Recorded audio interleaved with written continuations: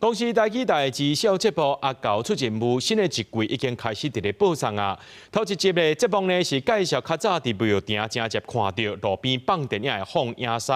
那这14即天呢，阿狗和金石哥哥也来到台南，加20组的家庭斗阵来体验这个行业。除了有体验斗底片加机器的操作以外，也带大人囡仔只会伫咧路边看电影。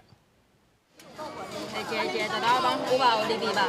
等下就是安尼哦，伊这就是爱一气，拢爱入去哦。3、4个囡仔围伫放映机头前，那听工作人员小解底片要安怎斗。公司台语台2小节目《阿狗出任务》14即天专工来到台南，甲规条路封起来，带领20组家庭斗阵来认捌户外电影放映师这个行业。对放映机的操作，甲路边电影的历史小解，民众讲因是来找规矩，嘛是带囡仔来创造规矩。 囡仔有介绍讲伊的机器是安那在转的，系安那保养的，吼啊伊的原理，吼伊的影片的原理是安那放出来的，其实是嘛是囡仔较对因做伙学，对因做伙了解。时代进步，娱乐的项目变多，路边电影这度随风稀微去，不过，迫原爸仔囝家己转型，带对活动场去发展，甲户外放电影规定正做一场表演。 已经是第3代放映师的高柏元讲，放映师是被回击的人，透过老机械、老电影、老方式，使大家来买做囡仔时代的记忆，也甲这份记忆传给家己的囡仔。爸爸妈妈较早是看这大汉的，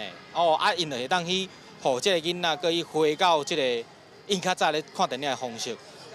传承互因囡仔。你未来咱台湾囡仔拢会知影讲咱较早看电影是安尼，一代当传一代。对我来讲，迄个传承。 文化传承，伊对这个工课真正足认真的我感觉应该是足高傲的一件代志，对伊来讲。甲节目结合教育文化，用台语带民众认捌各种头路的酸甘苦涩。全新一季的阿狗出任务已经开始放送，主持人阿狗甲金石哥哥要继续用真趣味的互动，带大家去了解台湾的各行各业。记者郭家祖、邱朝阳台南采访报道。